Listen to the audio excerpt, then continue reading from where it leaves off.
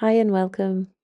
I absolutely love creating with air dry clay, especially because you only need a few simple tools to get started.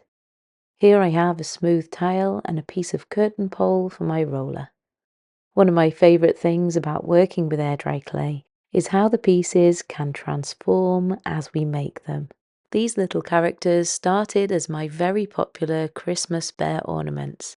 But while I was shaping them, so many of you commented to also say these could be, in fact, frogs.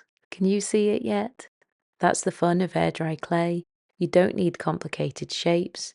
Just grab a cookie cutter or one of my special clay cutters, cut a form, and let your imagination redesign what it could become.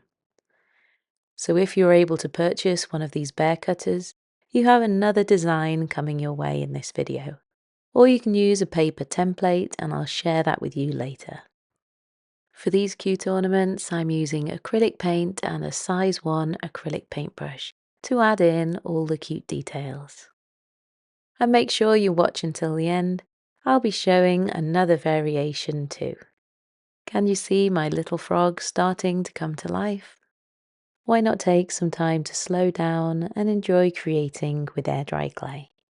And once everything is dry, the painting is honestly my favourite part. Adding those little details, the soft colours, the tiny lines, the little highlights. This is where the piece really comes to life. It's amazing how just a few brushstrokes can change the whole mood. I love how every piece starts off pretty much the same, but somehow ends up completely unique. No pressure, no rush, just enjoying the feeling of the clay and letting it take shape however it wants to, along with the painting. My little frogs are going to have their scarf and then a little Christmas jumper, just like the bears. I'll put some links in the description below of all the materials I enjoy using. I paint my acrylic paints straight onto the bare air dry clay, no need for a primer first. I just make sure that I do a really thin coat of acrylic paint.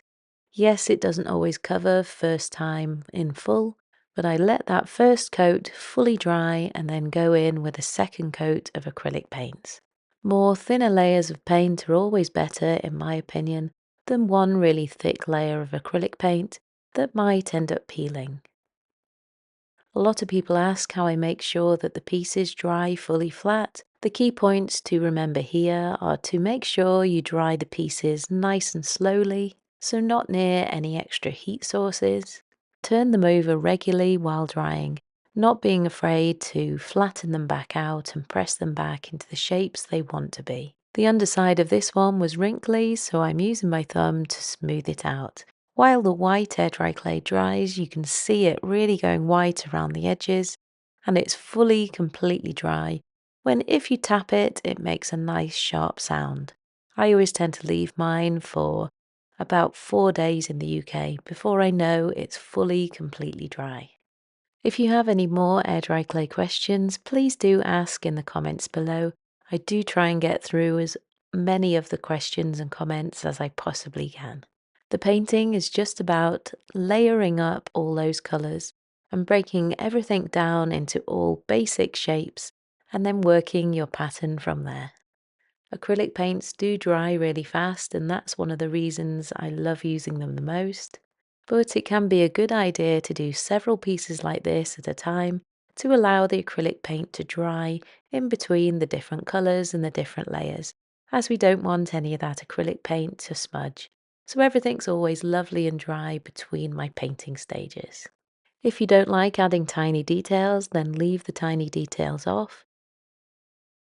And if you don't like using a fine paintbrush like this, you can always use acrylic paint pens. They work great. Practicing is also really important, but I'm a great believer in just enjoying the process and work to your strengths.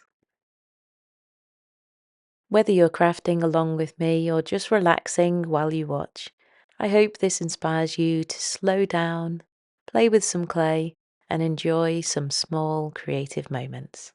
Sometimes the simplest of projects bring the most joy. These are going to look fantastic on my Christmas tree, but they don't have to just be Christmassy. He could be a non-Christmassy frog that you turn into a keychain or a magnet or a cute little desk friend to remind someone you're thinking of them. Let's give my frog some eyes, and then he's nearly ready to be varnished. His cute little froggy character is really starting to come to life. What do you think? Are you still seeing just bears? Or is the frog really started to come to life? Taking over, in fact. Maybe you'd paint yours completely different. Here I have another option. Instead of leaving it as just the bear with his head, I've turned it upside down and cut the ears and the top of the head away to make another little frog. I like to find shapes like little coins from around my home to help with the drawing and the painting process. You don't need to be able to freehand a nice circle. Something like a coin really does help you out. Someone asked me if I would do a Christmas octopus. I really do love the sound of that. What other designs and characters would you love to create? This little guy also has to have his Christmas jumper on, so that's what I'm doing now.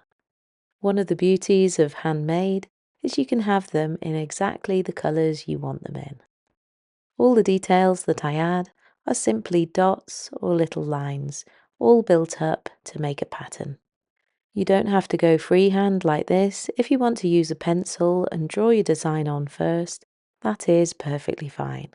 My patterns and shapes aren't perfect, but as you add them together, they create that beautiful design.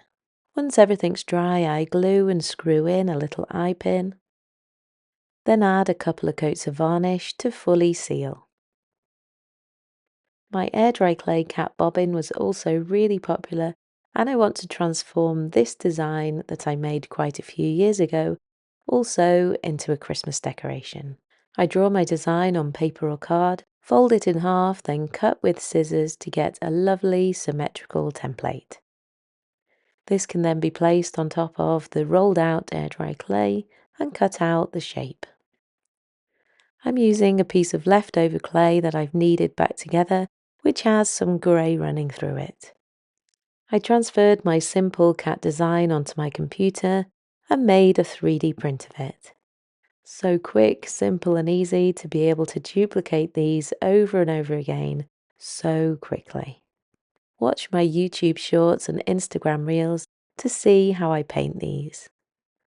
The frogs are completely dry. What do you think?